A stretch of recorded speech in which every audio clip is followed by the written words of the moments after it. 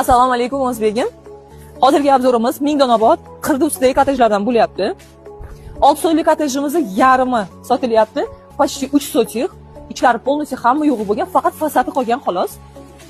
3 xona juda ham chiroyli qurilgan. Hozir bitta obzorini ko'ramiz. Mana kiraverishda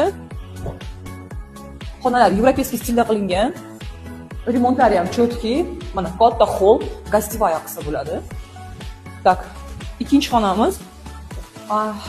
Yana bitta o'zi chiroyli qilingan spayna qilsa bo'ladi. Yana bitta katta xonamiz. Buni ham bitta gostinaya qilsa bo'ladi.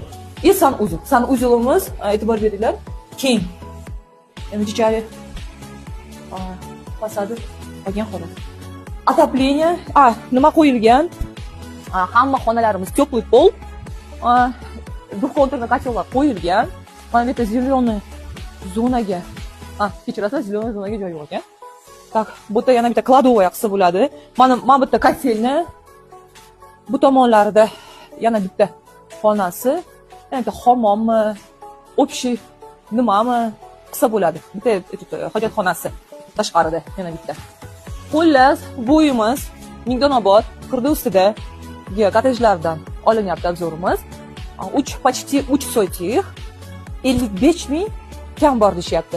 Ichkarisi полностью to'g'rilangan, hamma yo'g'i remont qilingan, chotki hamma yo'g'i. Только вот fasad qolgan xolos. И sizga plus bizdan uy olasiz, ishonch kompaniyasidan sizga bonuslarimiz bor. Salomat bo'ling.